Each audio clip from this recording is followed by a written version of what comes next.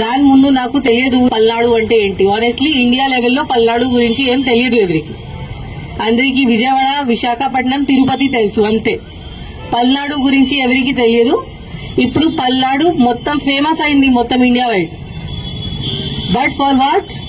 For bad reason, not for good reason. Good reason లో ఉంటే that is very good. But ఎందుకు? నరసరావుపేటలో ఇంత జరిగింది, మాచర్లలో ఇంత జరిగింది. అందరికీ తెలుసు మాచర్ల అంటే ఏంటి, నరసరావుపేట అంటే ఏంటి. దీని ముందు ఎవరికి no knowledge about Palnadu, Narasaraopet, Macherla. అది బాగానే ఉందా? బాగలేదు కదా. అట్లా ఉండాలా? లేదు కదా.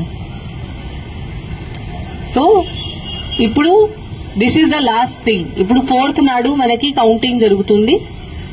ఇక్కడ Narasaraopet parliamentary constituency head quarter ఉంది. ఇక్కడే జరుగుతుంది కౌంటింగ్. దగ్గర మన టౌన్ బయటనే ఉంది కౌంటింగ్ వెన్యూ. ఇప్పుడు అందరూ చూస్తున్నారు. ఎలక్షన్ కమిషన్ కూడా నిన్న ఒక వీసీ చేసి ఆంధ్రప్రదేశ్ ది రివ్యూ చేయడం జరిగింది. అప్పుడు కూడా పల్నాడు డిస్ట్రిక్ట్ కి ఎంత టైం ఇచ్చారు, అంత టైం ఎవరికి ఇవ్వలేదు. ఇంత కాన్సన్ట్రేట్ చేశారు పల్నాడు డిస్ట్రిక్ట్ మీద. సో ఇప్పుడు అందరూ చూస్తున్నారు పల్నాడు అంటే ఏంటి. కౌంటింగ్ రోజు మళ్లీ ఏదో జరుగుతుందా అట్లా అనుకుంటున్నారు. మళ్లీ ఏదో జరిగితే పల్నాడు పోలీస్ పేరుది నాశనం అవుతుంది. పల్నాడు పోలీస్ మీద ఎవరికి నమ్మకం ఉండదు. So this is our last chance. Palnadu police image save చేయడానికి ఇది మన లాస్ట్ ఛాన్స్ ఉంది. బట్ యాజ్ నేను చెప్పాను, నాకు తెలుసు దట్ పల్నాడు పోలీస్ ఆఫీసర్స్ మీరు అందరూ ఉన్నారు. You are very good quality officers. చాలా ఎక్సలెంట్ ఉన్నారు, చాలా ఫిట్ ఉన్నారు, చాలా డెడికేటెడ్, చాలా హార్డ్ వర్క్ కూడా ఉన్నారు. ఓన్లీ ఒక డైరెక్షన్ మీకు కావాలి, ఒక లీడర్షిప్ మీకు కావాలి. ఆ డైరెక్షన్ మీకు ప్రాపర్ గా ఎవరు ఇస్తే మీరు ఏదైనా చేయగలుగుతారు. అది నాకు తెలుసు. అండ్ ఇప్పుడు టైం వచ్చింది. ఆ టైం వచ్చింది. మన మీద ఒక పెద్ద క్వశ్చన్ మార్క్ ఉంది. ఆ క్వశ్చన్ మార్క్ క్లియర్ చేయడానికి మనకి టైం వచ్చింది.